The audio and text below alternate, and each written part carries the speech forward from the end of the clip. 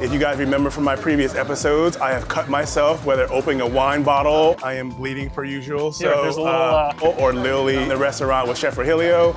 I didn't know that a knife was sharp. Accidents happen. This time, I don't see there's any way for me to cut myself, but we shall see. Chef, thank you again so much. Yeah, thanks for this. Potato gnocchi, like traditional gnocchi, it's like mostly potato and then a little bit of flour to kind of bind stuff together. Yeah, working it. That's a big green meatball. Right? What I'm gonna do, I'm gonna cut it down into some little smaller balls.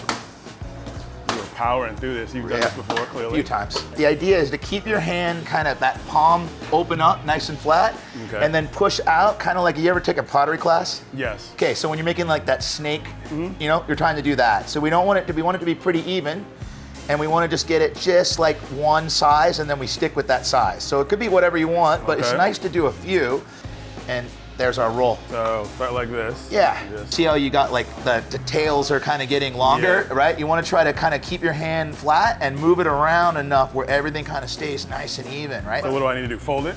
Yeah, I mean, we can just do this and we can try another one. All right. We can just come through and we say, okay, the shape I want, and that force kind of naturally makes them into little pillows, you see? Okay.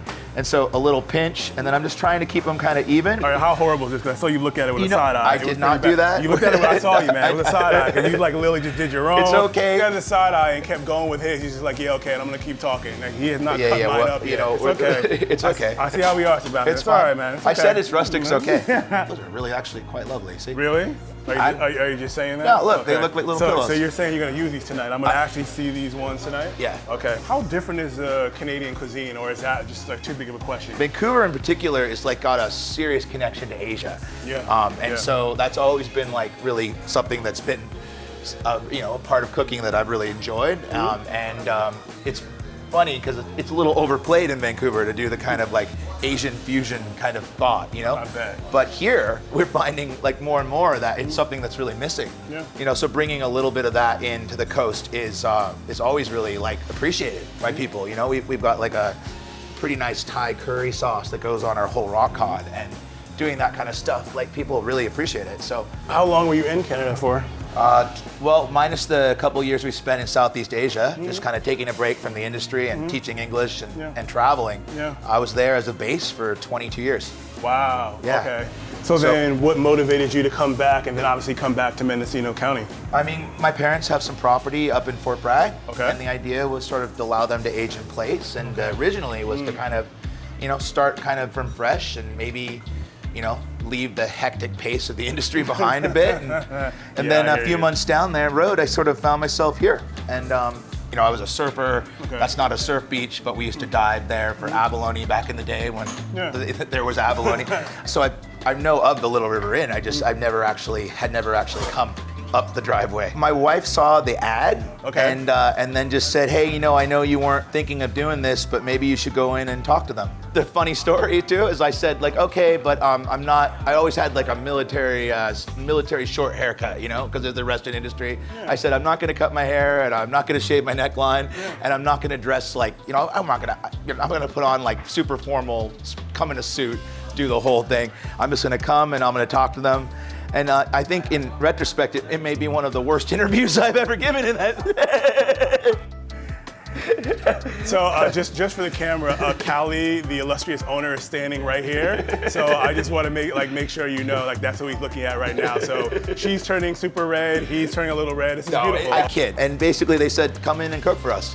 And they said, do 3 dishes, and then I did 5. How would you describe your cuisine here? I think we have some French influence for sure, Okay. because I've been in a lot of French-trained Western kitchens for years. I think seafood is really my focus, and I'd love to bring even more of that here. Okay.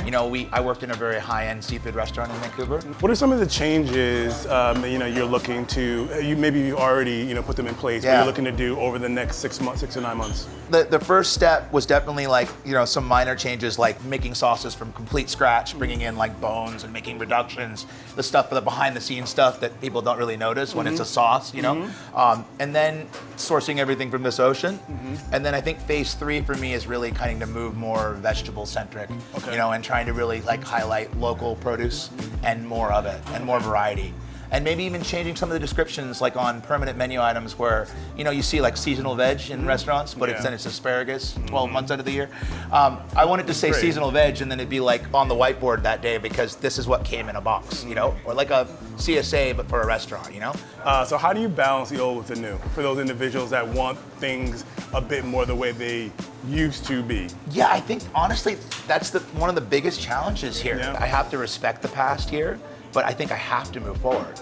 Like for myself and for everybody, like the inn has to move forward into the next generation. And I'd love to see, you know, a lot younger people like be invigorated and come in and, you know, enjoy the fun things that we're gonna do in the future.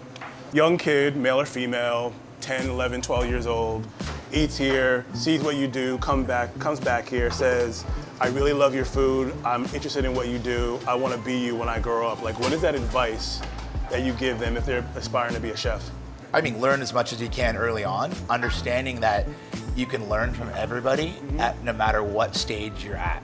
And I mean that because there's been times where, you know, I worked in a restaurant where you didn't know that the dishwasher knows how to make like 6 different kinds of sambal from scratch from different parts of Indonesia. And it's like, they have those recipes and it's like, well, they were just washing dishes. And all of a sudden you're like, hey, you wanna make a staff meal? And you're like, where did this come from, right? So knowing that you can like learn a little bit from everybody, that's a really important thing, right? So I'll just have them throw these in the freezer for us, just so they're...